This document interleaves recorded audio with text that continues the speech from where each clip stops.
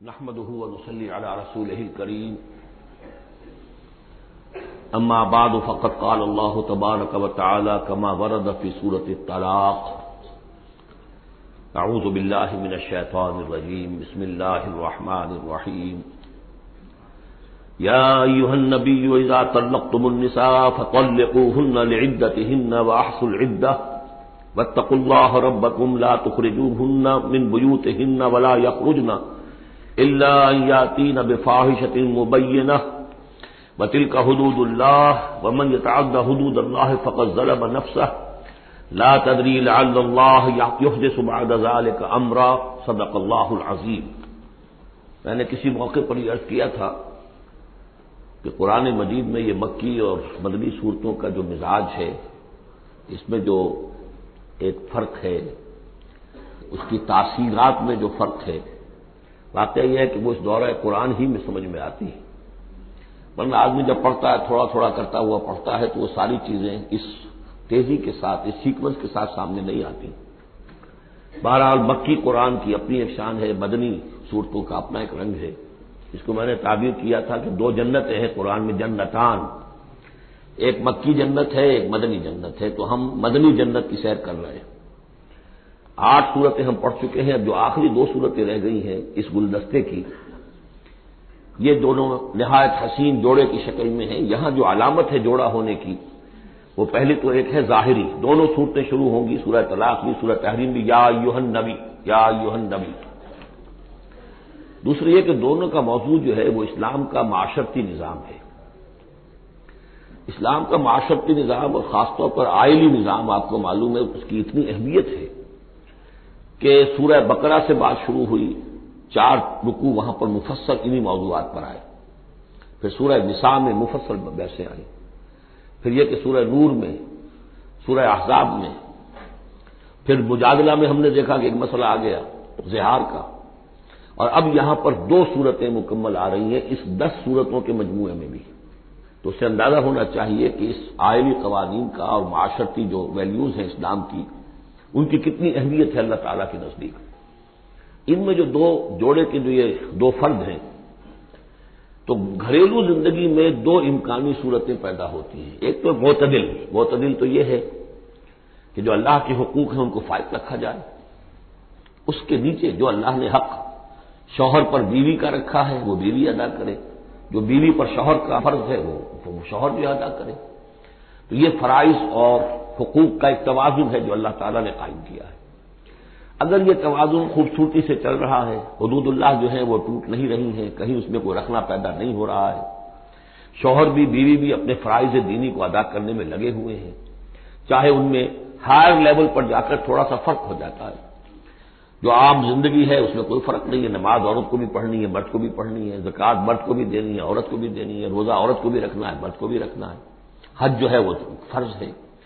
اس کے بعد دعوت و تبلیغ میں آگے تھوڑا سا فرق ہو جائے گا کہ عورتوں کا دائرہ محدود ہو جائے گا، وہ مردوں میں جا کے دعوت و تبلیغ نہیں کریں گی، خواتین میں کریں یا اپنے محرم مردوں میں کریں، لیکن فرضیت قائم رہتی ہے۔ اور اس سے اوپر جا کر تیسرے لیول پر اور ذرا بالواسطہ ان کا معاملہ ہو جاتا ہے، مردوں کے ذریعے سے وہ اقامت دین کی جو میدان کے اندر معاملے ہیں، جنگیں ہیں اور میدان میں جا کر مقابلے ہیں، وہاں ان کا جو رول ہے وہ بالواسطہ ہو جائے گا۔ ان کے بیٹے، ان کے بھائی، ان کے شوہروں کو زیادہ سے زیادہ وہ آزادی دیں، انہیں ریلیو کریں اپنے بوجھ سے، اولاد کی پرورش کا بھی سارا بوجھ اپنے اوپر لے لیں، شوہر کا حصہ جو ہے وہ بھی خود ادا کریں تاکہ شوہر یکسو ہو کر اپنا زیادہ سے زیادہ وقت جو ہے اقامت دین کی جدوجہد میں لگا سکے۔ تو یہ تو ہے نارمل جو چاہیے۔ اب اب نارملٹی یا ادھر ہوگی یا ادھر ہوگی، ایک طرف کو ہوئی، فرض کیجیے لیفٹ کی طرف ہو گئی، اس کی معنی کیا ہے کہ مزاج نہیں مل رہا، ہر وقت کی چک ہے، خامخواہ جو ہے گھر جو ہے اس کے اندر اختلاف ہی اختلاف ہے، ہر وقت کی لڑائی چل رہی ہے، تو اس میں اس سے بہتر ہے طلاق ہو جائے۔ وہ ہے طلاق، سورہ طلاق، کہ خامخواہ اس قسم کے مسئلوں میں، لیکن یہ کہ طلاق جو آخری شکل ہے اس کے کچھ حدود ہیں، قیود ہیں، ضوابط ہیں، قواعد ہیں، قوانین ہیں، ان کی پوری پابندی ہو۔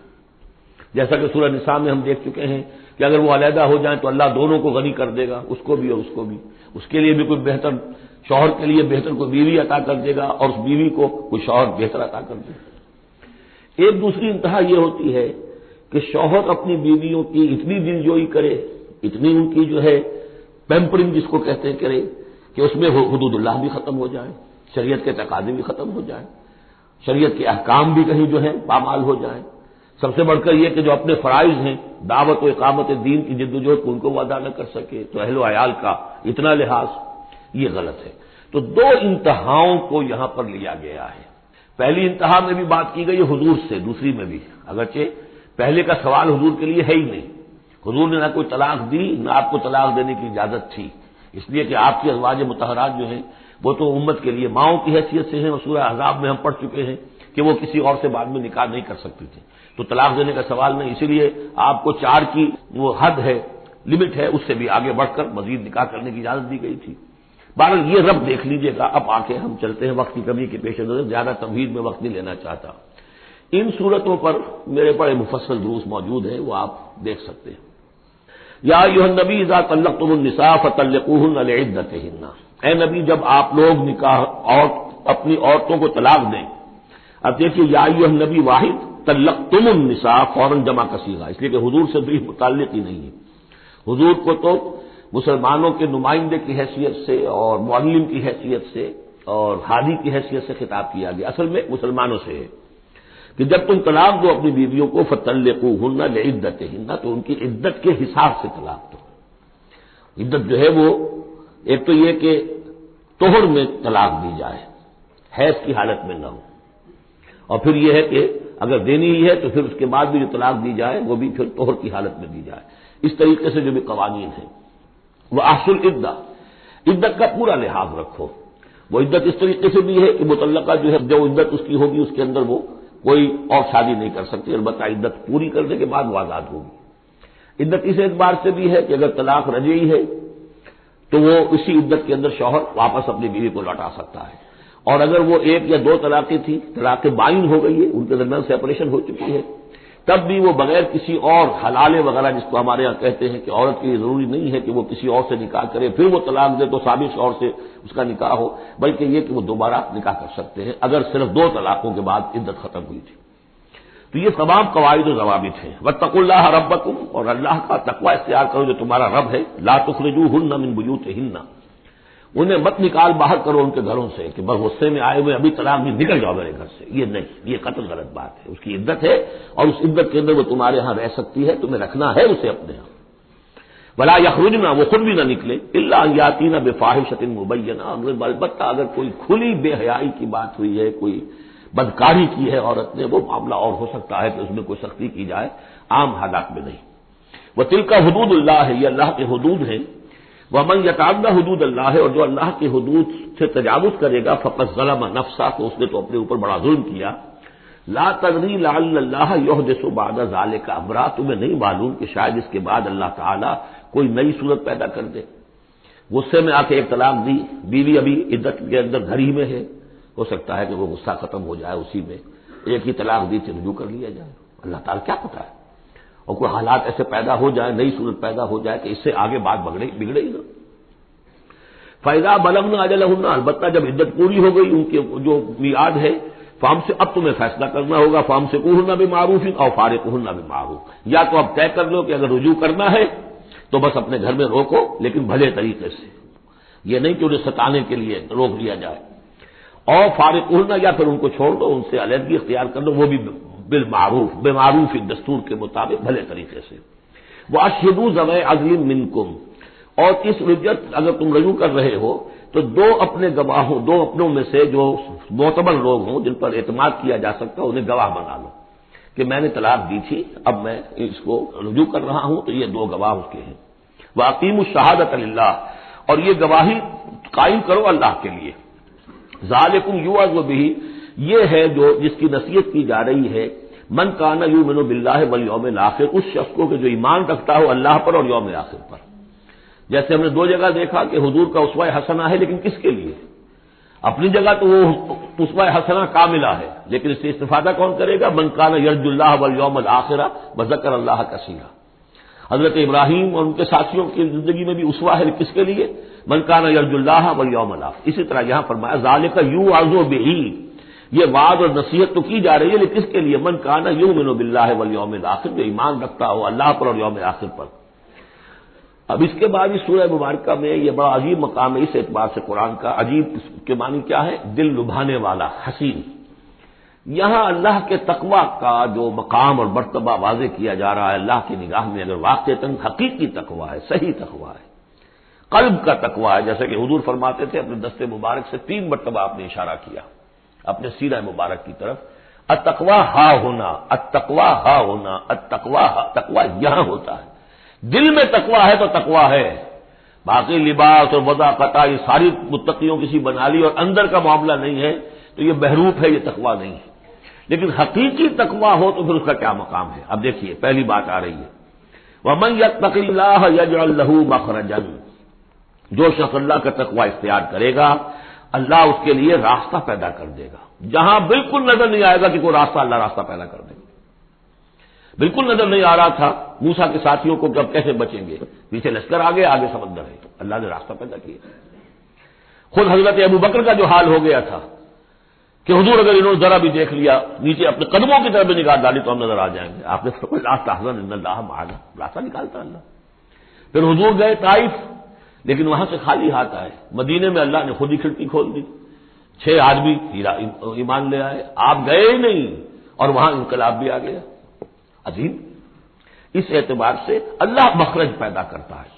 تم صحیح طریقے پر چلتے رہو، تقوی اختیار کرو، صحیح راستے پر جد و جہد کرو. یہ کام اللہ پر چھوڑو. کب اسے منظور ہے اس کا کامیاب ہونا؟ جب ہوگا وہ راستہ ایسا کھول دے گا کہ تمہیں گمان بھی نہیں ہوگا. وَيَرْزُقْهُ مِنْ حَيْثُ لَا يَحْتَسِبُ، اور اسے رزق دے گا وہاں سے جہاں سے اسے گمان بھی نہیں ہوگا. اقامت دین کی جد و جہد ہو، غلبہ دین کی جد و جہد ہو، اپنے آپ کو ان صلاتی و نسکی و محیایا و مماتی اس کا فیصلہ کرنا ہو تو سب سے بڑی رکاوٹ آتی کھائیں گے کیا؟ تو اللہ تو کہتا ہے راضی میں ہوں. ہے ایمان اور یقین اس پر؟ کر کے دیکھو تو صحیح، اس پر اعتماد تو کرو. لیکن یہ کہ اس پر اعتماد کرنا، توکل، بڑی مشکل بات ہے. وہ تو جتنا ایمان ہوگا اتنا ہی اعتماد ہوگا، اور گہرا ایمان ہوگا گہرا اعتماد ہوگا. وَمَن يَتَّقِ اللَّهَ يَجْعَل لَّهُ مَخْرَجًا وَيَرْزُقْهُ مِنْ حَيْثُ لَا يَحْتَسِبُ وَمَن يَتَوَكَّلْ عَلَى اللَّهِ فَهُوَ حَسْبُهُ. یہ تو ابھی تقوی والے کی بات ہے کہ وہ وہاں سے رزق دے گا جہاں سے اسے ملے گا بھی نہیں. اور جس نے اللہ پر توکل کر لیا تو وہ اس کے لیے بہت کافی ہو جائے گا. توکل کر کے تو دیکھو، حسبہ وہ اس کے لیے کافی ہے. یہاں تک فرمایا ہے حدیث قدسی میں، حدیث میں من کان فی حاجت اخیہ کان اللہ فی حاجتہ. اگر کوئی مسلمان اپنے کسی بھائی کی ضرورت پوری کرنے میں لگ رہا ہے، اپنا وقت صرف کر رہا ہے، اللہ اس کی ضرورت پوری کرنی شروع کر دیتا ہے. فکر ماں در کار ماں آزار ماں، کار ساز ماں بے فکر کار ماں. یہ فارسی شاعری کے اندر یہ دینی حقائق ہے. کار ساز ماں بے فکر کار ماں، میرا کارساز میرے کاموں کی فکر کر رہا ہے، میں نے اپنے آپ کو اس کے کام کے لیے لگا دیا. وہ دنیا میں بھی ذرا سا بھی کوئی شریف انسان ہوگا، آپ اس کے ہو جائیں وہ آپ کو چھوڑ دے گا پھر کہیں؟ شرافت ہو، مروت ہو اس میں. آپ اللہ کے بن کر تو دیکھیے. پھر وہ کارساز ہے. کارساز ماں بے فکر کار ماں، فکر ماں در کار ماں آزار ماں. جب میں اپنے معاملات کی فکر خود کرتا ہوں، کوئی نہ کوئی ٹھوکر کھاتا ہوں، کوئی نہ کوئی غلطی کرتا ہوں، آزار اپنے سر کے اوپر پیدا کر لیتا ہوں. اپنے آپ کو حوالے کرو. اس کا نام ہے تفویض الامر الی اللہ. افوض امری الی اللہ ان اللہ بصیر بالعباد. ان اللہ بالغ امرہ، اللہ تعالیٰ تو اپنا معاملہ تو پورا کر کے ہی رہتا ہے. وہ تو دین کو غالب کرنا ہی ہے. کون اس کے اندر نفع کما گیا، کون محروم رہ گیا، یہ ان کی قسمت ہے. ابو بکر اور عمر اور عثمان اور علی اور عبد الرحمن ابن عوف یہ اپنی بازی جیت گئے. ابو جہل ابو لہب محروم رہ گئے. یہ تو اب ان کا معاملہ ہے. اللہ تو اپنی بات پوری کرا دے گا.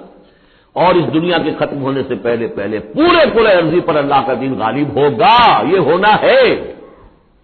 دیکھنا یہ ہے کہ تم اس بہتی گنگا میں کو ہاتھ دھونے کو تیار ہو یا نہیں، یا تم محرومین کی فہرست میں اپنے آپ کو لانا چاہتے ہو. بس اپنا تن من دھن لگا دو اس کے اندر. تمہاری ہڈیوں کا چورا ہو کر بھی اس نئی تعمیر کی بنیادوں میں اگر لگ جائے تو بہت بڑی کامیابی ہے. قد جعل اللہ لکل شیء قدرا، بہت عمدہ مقام ہے، اللہ نے ہر چیز کے لیے ایک اندازہ مقرر کیا ہوا ہے، کب اللہ کی مدد آئے گی یہ بھی اس نے طے کیا ہوتا ہے. You have to qualify, pre qualification conditions ہیں، تب مدد آئے گی، یوں نہیں آتی مدد. اپنا سب کچھ لگا دو پھر کہو کہ اللہ میری 15 برس کی کمائی کل میدان میں نے وجود ڈالی ہوئی ہے، 15 برس کی کمائی، دن کی اور رات کی کوششیں ہیں میری، صبح اور شام کی کوششیں ہیں میری، 15 برس وہ میدان میں نے لا کے ڈال دی. تب پکارو اللہ کو. اپنا مال بچا کے رکھنا ہے، اپنی مستقبل کو بھی بچانا ہے، اپنی اولاد کو بھی بچانا ہے، اور اللہ کا دین غالب ہو جائے، کہیں نام لکھا کے کسی جماعت میں شامل ہو کر بڑا تیر مار دیا، گویا کہ اللہ تعالیٰ تو جانتا ہی نہیں. کتنی کنٹریبیوشن ہے، کتنا اثار ہے، کتنی قربانی ہے، کتنا وقت ہے، کتنی محنت ہے، اللہ جانتا ہے. باقی اس نے ہر چیز کا ایک اندازہ مقرر کیا ہوا ہے.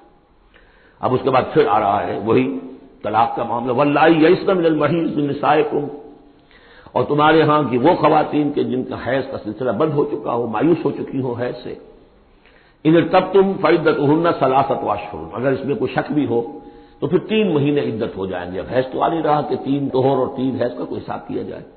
واللائی لم یحضن، اور وہ ابھی بچپن میں نکاح ہو گیا کیونکہ ہو جاتا تھا، اور ابھی بچی کو جو ہے وہ ابھی ایام شروع ہی نہیں ہوئے ہیں، تو اب ان کی عدت کیسے ہوگی اگر ان کو طلاق دے دی گئی؟ تو ان کے لیے بھی یہ کہ 3 مہینے.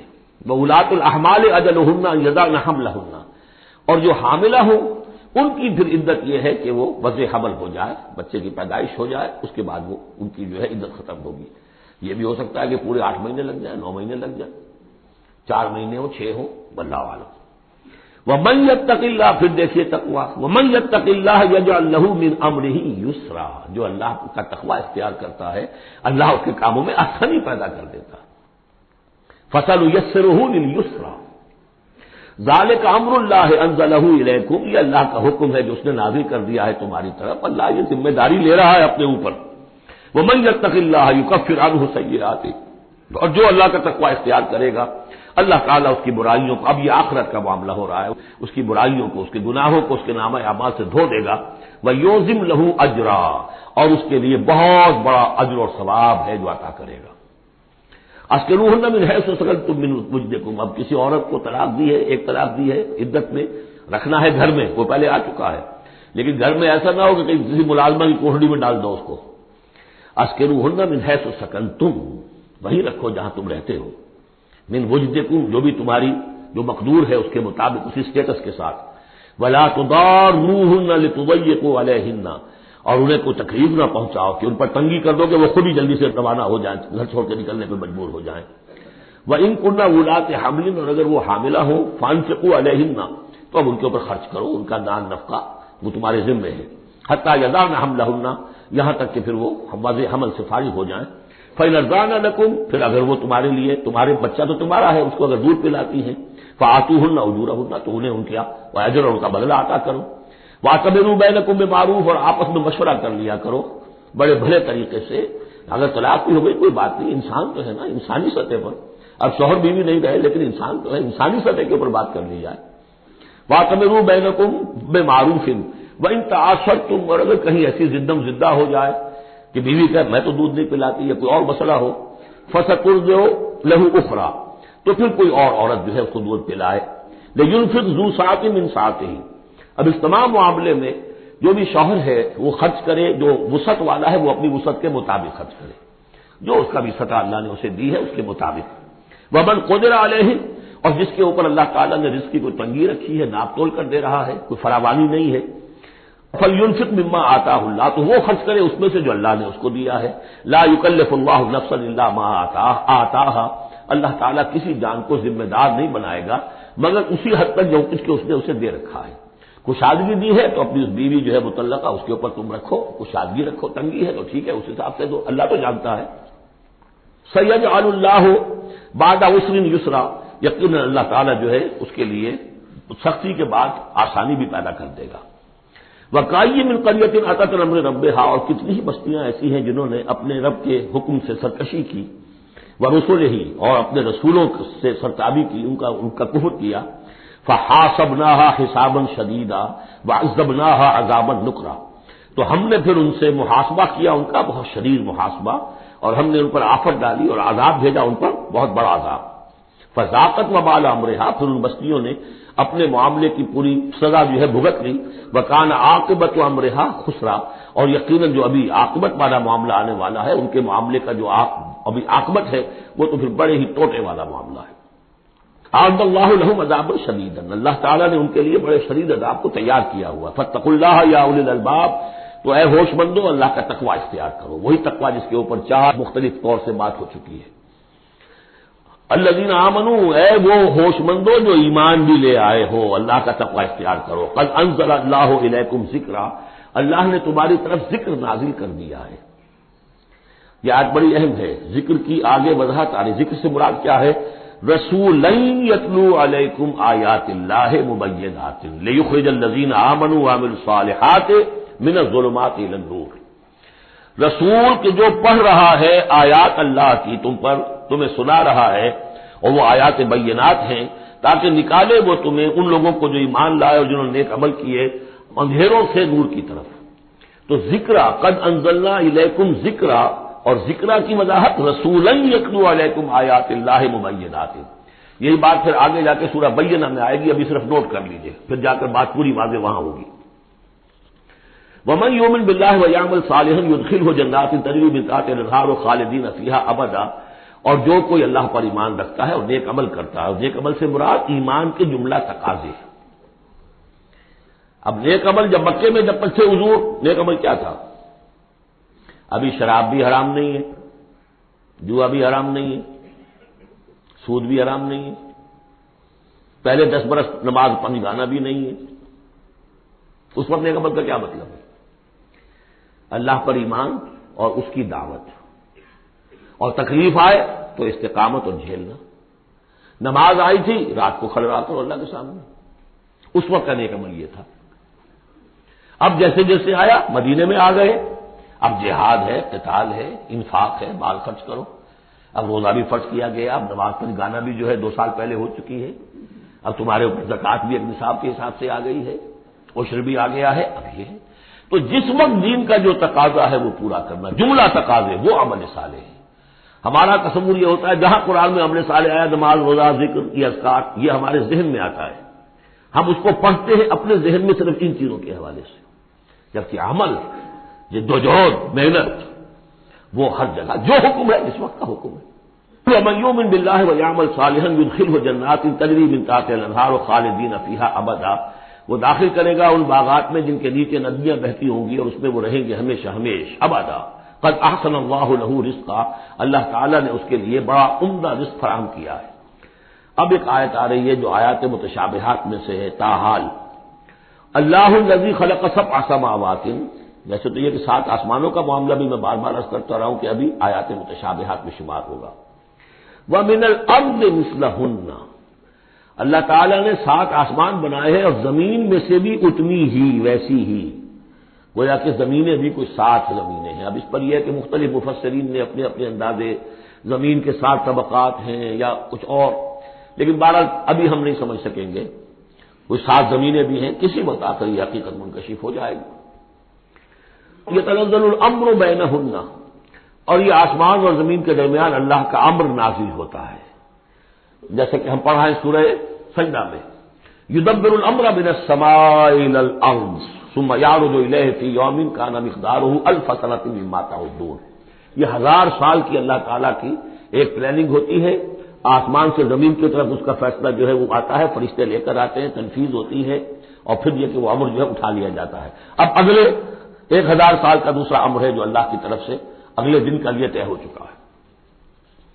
لِتَعْلَمُوا أَنَّ اللَّهَ عَلَىٰ كُلِّ شَيْءٍ قَدِيرٌ، تمہیں اس کا یقین رہنا چاہیے کہ اللہ تعالیٰ ہر چیز پر قادر ہے۔ میں نے یہ بات عرض کی ہے کہ 2 صفات اللہ کی ہیں جس میں یہ انتہائی اہمیت کے ساتھ عَلَىٰ كُلِّ شَيْءٍ قَدِيرٌ بِكُلِّ شَيْءٍ عَلِيمٌ، ان 2 صفات کا تو مراقبہ اتنا گہرا ہونا چاہیے کہ کبھی شک نہ آنے پائے کسی چیز کے بارے میں۔ وَأَنَّ اللَّهَ قَدْ أَحَاطَ بِكُلِّ شَيْءٍ عِلْمًا، دیکھیے دوسری بھی آ گئی، علم، اور یہ کہ اس نے ہر شے کا، اس کے علم کا احاطہ کیا ہوا ہے۔ نہ اس کی قدرت سے باہر کچھ ہے، نہ اس کے علم سے باہر کچھ ہے۔ بارک اللہ لی و لکم فی القرآن العظیم ونفعنی وإیاکم بالآیات والذکر الحکیم۔